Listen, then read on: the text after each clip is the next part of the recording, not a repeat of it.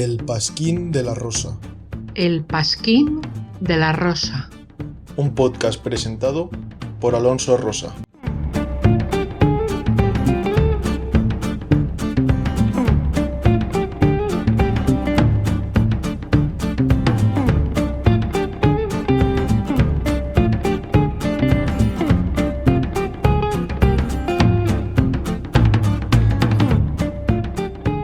Bienvenidos a El Pasquín de la Rosa, un podcast de actualidad política y económica de doble entrega semanal, encapsulado como lo mejor de la vida, en pequeñas dosis.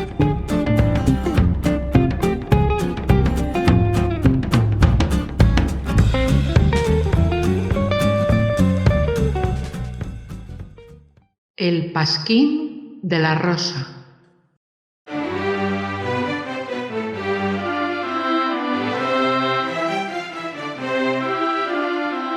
Entre tanto alboroto con el tema de la marcha de ciertos youtubers a Andorra para evitar la alta fiscalidad de nuestro país, aparecía esta semana una noticia que muchos, intencionadamente, han pasado por alto.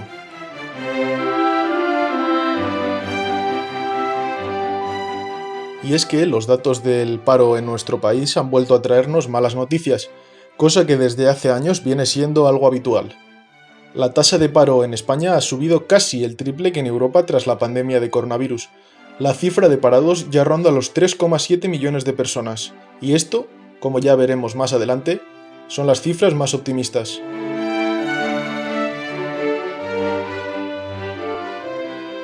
Al paro estructural que veníamos arrastrando desde hace años se ha sumado una pandemia mundial que ha provocado el cierre de buena parte del tejido empresarial. Según datos del Instituto Nacional de Estadística, el porcentaje de parados asciende hasta los 3,7 millones, un 16,2% de la población activa. Si bien el carácter global de esta pandemia ha hecho sucumbir a todos los países del mundo, algunos han conseguido paliar los daños mejor que otros. De los 27 países de la Unión Europea, solo Grecia supera en tasa de paro a España, siendo la media de la Unión Europea el 6,9%, 10 puntos menos que nuestro país. Frente a estos datos, la situación no parece demasiado esperanzadora, pero ¿qué hace a nuestro país estar a la cola de Europa en empleo?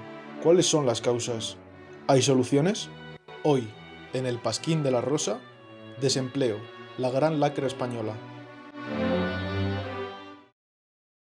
El Pasquín de la Rosa. Desde 2012, cuando el paro se situaba cerca del 26%, el nivel de desempleo no ha parado de bajar, llegando a reducirlo incluso a la mitad en apenas 7 años. Esta recuperación, pese a la innegable mejora, sigue muy lejos de parecerse a un buen escenario laboral. De hecho, en 2016, 1 de cada 4 parados de la Unión Europea tenía nacionalidad española. Bien, una vez situados en el punto de partida y conociendo algunos de los datos más reveladores, saquemos nuestros bisturíes y analicemos el inerte cuerpo del empleo nacional. Las causas del desempleo. Obviando la relevancia que el COVID ha tenido en este ascenso del paro nacional, sería absurdo achacar todos los males al virus. Simplificando el asunto, podemos resumir las causas en dos principales factores: la elevada temporalidad y el exacerbado peso del turismo. Empezando por la primera, la temporalidad laboral, en la que España lidera el ranking de la Unión Europea, asciende al 26,9% de todos los contratos. Esto, sumado a otros factores, supone un grave riesgo para la sostenibilidad del empleo, algo que ya nos ha avisado en varias ocasiones la Comisión Europea. Sin embargo, no es el factor más determinante. Ahí tenemos el ejemplo de Polonia, uno de los países europeos más similares al nuestro en territorio y población. Allí, en Polonia, la tasa de empleos temporales es del 24,3%, 2 puntos menos que nuestro país. Y sin embargo, de abril a junio de 2020, solo ha eliminado un 1,2% del empleo, frente al 7,5% de España. El segundo de los ingredientes de esta fatídica receta del desempleo es la alta dependencia de la economía española respecto al turismo. Con una aportación anual al Producto Interior Bruto de 190.000 millones de euros, un 15% del PIB, este sector se convierte en la principal fuente de ingresos nacional. No solo aporta mucho dinero, pues cerca del 14% de trabajadores españoles pertenecen al turismo. Estos son 2,8 millones de empleos directos e indirectos. Hasta aquí podríamos pensar que no hay nada negativo en este modelo de país. Sin embargo, si por algo se caracteriza a este sector, es precisamente por su alta temporalidad, con altos picos de empleo en verano seguidos de fuertes descensos en los meses posteriores. Desde luego, esta conjunción de factores no son en absoluto un buen caldo de cultivo para la creación de empleo de calidad. La pandemia no ha hecho más que agravar y poner en relieve los problemas que ya veníamos arrastrando. A ello se suma el estricto confinamiento de nuestro país, uno de los más duros del mundo. Con la práctica totalidad del tejido empresarial parado y una caída del 11% del PIB, el drama era cuestión de tiempo. En esta disyuntiva entre economía y salud, en la que nos han hecho creer que solo cabe una opción, España apostó por la salud y descuidó la economía. Lo que muchos no tienen en cuenta es que la economía también puede proporcionar salud. Si bien la pandemia ha matado a más de 2 millones de personas en todo el mundo a día de hoy, el coronahambre, como ya se conoce a este efecto, puede traer consecuencias tan o más devastadoras. Pues bien, una vez hecho el diagnóstico, vayamos con el tratamiento.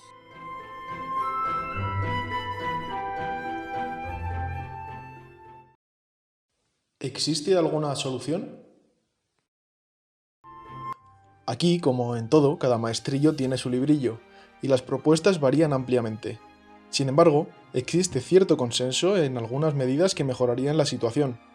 Un buen número de estas las recoge el informe Fedea-McKinsey de 2010, que pese a su desfase en algunos aspectos, sigue estando muy vigente en el meollo del asunto. Simplificar la regulación para facilitar la actividad empresarial es una de las reformas más urgentes. Para ello, propone el establecimiento de un único contrato de trabajo, el indefinido, con una indemnización por despido similar a la de los actuales contratos temporales. A él se podrían sumar otro tipo de contratos, en situaciones excepcionales, como el de formación o el de prácticas.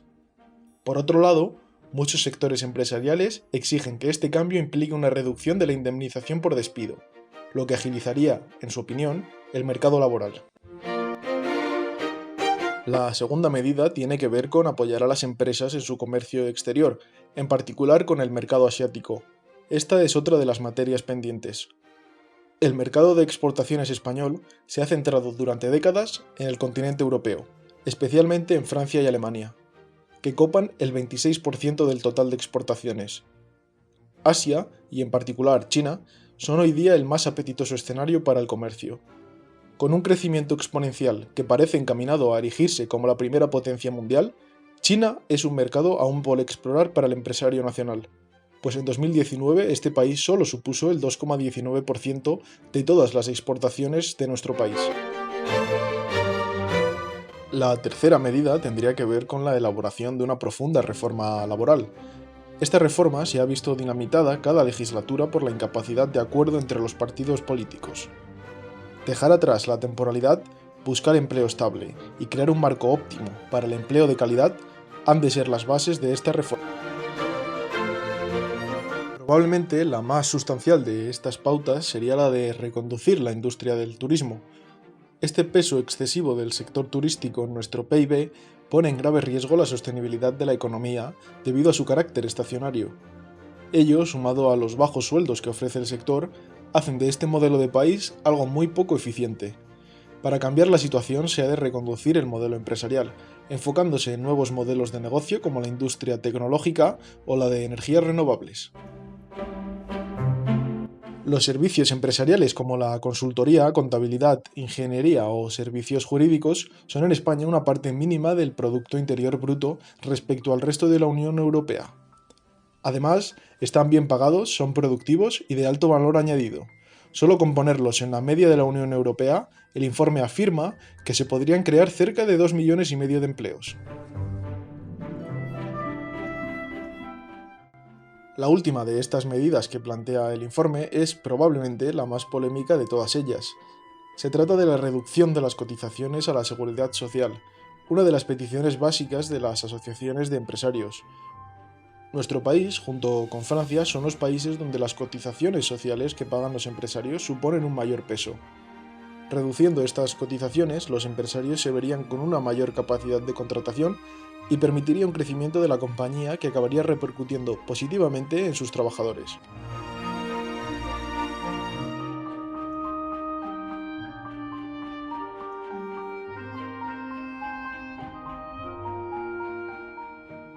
Pues bien, veremos cómo avanza la evolución del paro después de esta crisis del coronavirus, que ya ha marcado un antes y después en el modelo laboral de todos los países. Si bien las expectativas no parecen demasiado halagüeñas para España, hemos podido comprobar en este capítulo de El Pasquín de la Rosa que aún hay salidas a este entuerto, y que si los políticos no entorpecen demasiado, volveremos a la senda de la recuperación. Esto ha sido todo por hoy, gracias a todos por escuchar esta primera entrega del Pasquín de la Rosa y recuerden que pueden suscribirse de forma totalmente gratuita en todos nuestros canales, YouTube, iVoox, Spotify, que estarán en la descripción. Les ha hablado Alonso Rosa, un saludo y hasta la próxima. El Pasquín de la Rosa. El Pasquín de la Rosa.